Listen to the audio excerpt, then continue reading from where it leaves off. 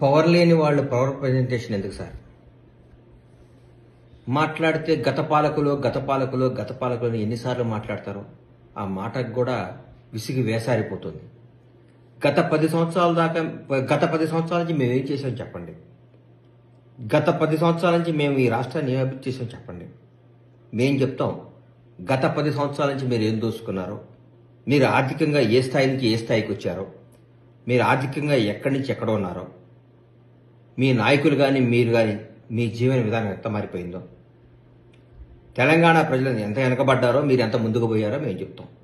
చెప్పాం కాబట్టే జనం నమ్మారు, కాబట్టే నిజాన్ని తీసుకున్నారు, కాబట్టి మాకు అధికారం చేపట్టారు. అధికారం చేపట్టి నెల రోజులు కాకుండా కూడా మీరు అప్పుడే ఎందుకు సార్ అంత ఆతృత, ఎందుకు అంత బాధ, ఎందుకు అంత భయం? కాంగ్రెస్ ప్రభుత్వం అద్భుతంగా పరిపాలిస్తుందనా? కాంగ్రెస్ ప్రభుత్వం ముఖ్యమంత్రి గారు మంత్రులందరూ ప్రజలు అందుబాటులో ఉన్నారనా? అనుక్షణం అందరికీ న్యాయం చేస్తున్నారనా? ప్రజలందరూ సుఖ సంతోషాలతో కళకళలాడుతున్నారనా? ఎందుకు మళ్ళీ లేనిపోయిన మీ ఎన్ని? ఆగండి, వెయిట్ చేయండి, టైం ఇవ్వండి, అద్భుతంగా చేస్తాం. 20 గంటల పనిచేసే ప్రభుత్వం వచ్చింది రోజుకి.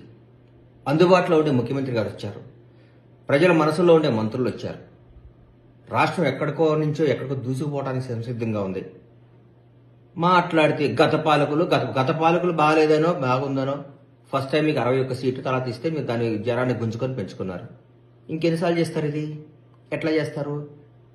ధర్మం ఉండాలి కదా, న్యాయం ఉండాలి కదా. వచ్చి 4 రోజులు కాలేదు, తట్టుకోలేకపోతున్నారు, నిద్ర పట్టట్లేదు మీకు. ఎందుకు?